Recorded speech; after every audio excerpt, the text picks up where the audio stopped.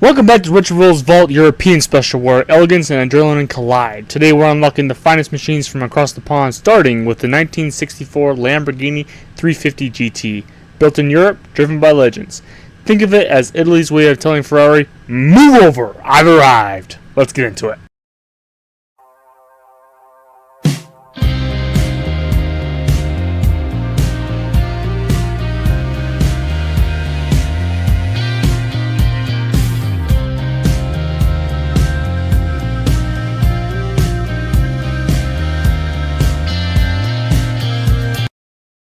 Here's a fun twist. The Lamborghini 350 GT wasn't just a bold debut, it was a genuine success story. In just 3 years, Lamborghini sold 141 units, a huge achievement for a brand that had only recently graduated from tractors to grand tours. Think of it as the rookie stepping onto the field and immediately scoring against the reigning champion. This success gave Lamborghini instant credibility and proved Ferruccio's gamble was more than just ego, it was genius. The 350 GT didn't just roll off the assembly line, it rolled Lamborghini straight into Ferrari's territory, horns lowered and ready to charge. When it comes to design and construction, the 64 Lamborghini 350 GT was a rolling work of art with a splash of rebellion. The prototype laid the groundwork, but it was Carrozzeria Touring that refined it into something worthy of the bull badge. They didn't reinvent the wheel, they just polished it until it gleamed. The overall profile stayed the same, but details were cleaned up like a suit freshly pressed for a night out in Milan. The most striking change? Those quirky rotating hidden headlights of the prototype were swapped for fixed headlights, giving the car a sharper, more confident stare, as if it was saying, I'm here to be seen. Touring of Milan handled the bodies using their patented Superleggera construction method, a technique that sounds fancy because it is. Picture aluminum alloy panels stretched like fine Italian leather fixed directly onto a tubular frame. This not only kept the car light on its feet, but also incredibly stiff and strong, like an Olympic gymnast wearing a tuxedo.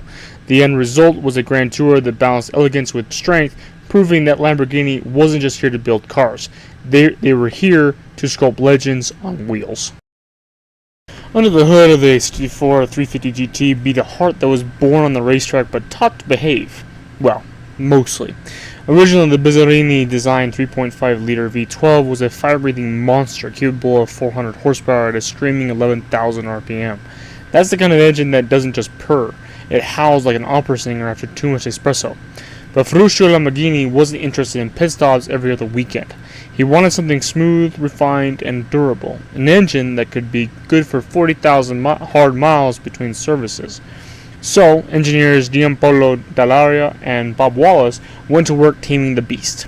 They swapped the exotic racing dry sump system for a simpler wet sump setup, dialed the compression down from 11 to 1 to 9.4 to 1, and cut costs by replacing exotic materials with more conventional ones. The distributors were moved to the front of the exhaust camshafts for easier maintenance, while a massive single oil filter made sure lubrication stayed in check. The trick racing downdraft Webers gave way to side draft 40 DCOE's Weber carbs, which not only solved clearance issues but allowed Ferruccio's signature low hood line. Cam profiles were softened and the result was a civilized yet powerful 280 horsepower V12, still fast enough to hit 158 miles per hour, but now with the grace of an Italian gentleman in a silk suit rather than a wild gladiator in the arena. Power without control is just chaos, and Ferruccio Lamborghini wasn't about to unleash a raging bull without giving drivers the reins to handle it. In the 350 GT, an all-aluminum alloy V12 was paired with a 5-speed ZF manual transmission, a combination as smooth as fine wine poured into a crystal glass. ZF, a German gearbox specialist, had already built a reputation for bulletproof precision, and in the 350 GT, their transmission was the perfect dance partner for Lamborghini's high-revving V12.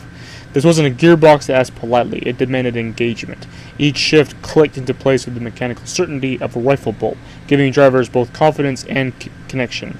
The ratios were well placed, allowing the V12 to sing in its operatic range, whether cruising the autostrada or trudging down a twisting mountain pass.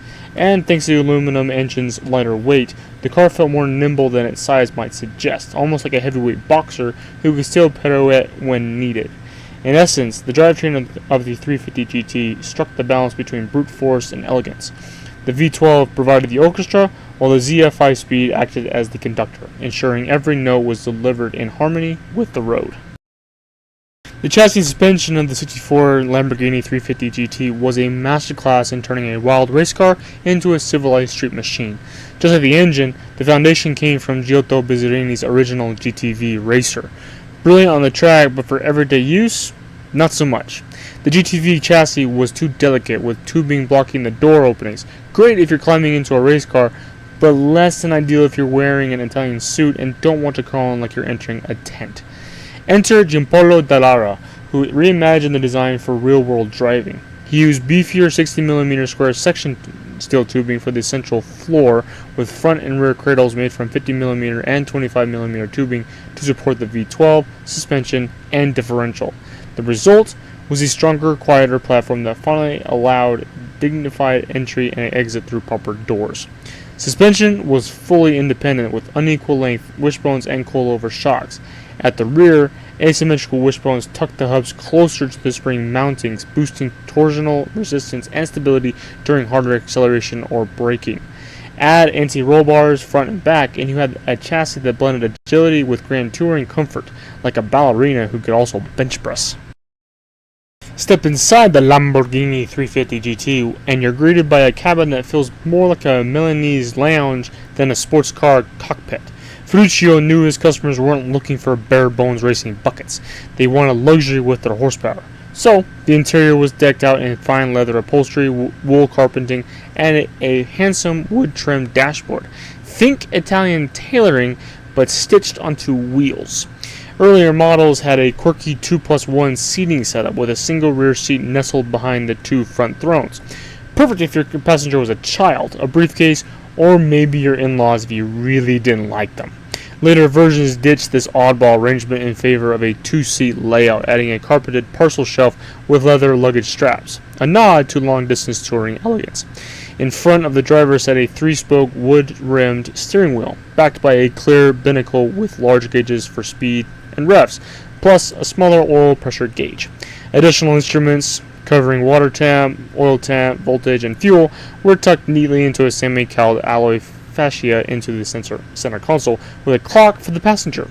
Down below, a row of flick switches controlled everything from lights to electric windows, giving drivers the satisfying feel of operating a jet cockpit rather than just a car. When it came to putting power to the pavement, this firstborn bull wasn't about to leave things to chance. At the rear sat a Salisbury limited sub-differential, the unsung hero of traction. Think of it as a referee making sure both wheels played fair, no tires spinning off wildly, while the other just stood there doing nothing. This gave the 350 GT better grip under acceleration, especially when the eager V12 decided to throw out all its muscle at the road. Stopping power was handled by vacuum servo-assisted Girling disc brakes at all 4 corners. In the early 60s, this was top-shelf tech, the kind of braking setup that separated true Grand Tours from mere pretenders. Instead of praying and pulling the handbrake like in some older cars, drivers could actually stop with confidence, and maybe even style, like landing a plane smoothly instead of crash landing in a field. Wrapping it all up with a Pirelli Cinturato HS tires, 205 section rubber that gave the Lamborghini a solid footprint. These tires were a handshake between Italian engineering and the road itself, making sure every curve, stop, and blast of acceleration felt secure. Altogether, the 350 GT wasn't just fast, it was balanced, poised, and ready to dance.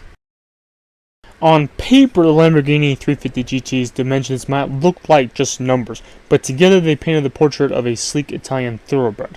With a wheelbase of 100.4 inches, the car had just the right proportions for stability without losing its agility. It was long enough to cruise with grace, but compact enough to sink through winding European roads without feeling like you were steering a yacht. Overall length came in at 182.7 inches, giving the 350 GT an elegant, stretched stance, like an athlete in a tailored suit. At 68.1 inches wide, it filled the road with presence, but wasn't so broad you needed nerves of steel to fit through narrow village streets. And standing just 48 inches tall, the Lamborghini sat low to the ground, practically whispering to the air, "Don't worry, I'll slice right through." This low slant profile wasn't just stylish, it helped stability at high speeds, keeping the Grand Tour planted while the V12 sang its tune.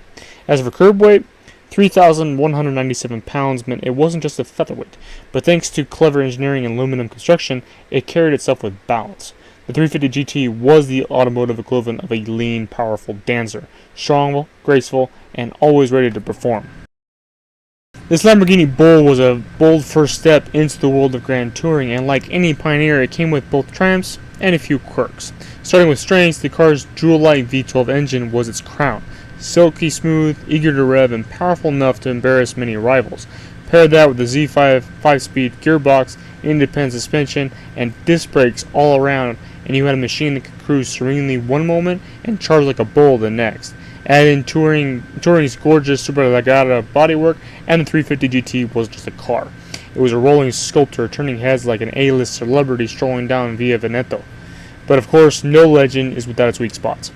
Early cars had that all-bell 2+1 seating layout, which was about as practical as a third shoe. Build quality, while charmingly Italian, sometimes left owners juggling little gremlins. Switchgear could be finicky, and electrical systems occasionally had a mind of its own.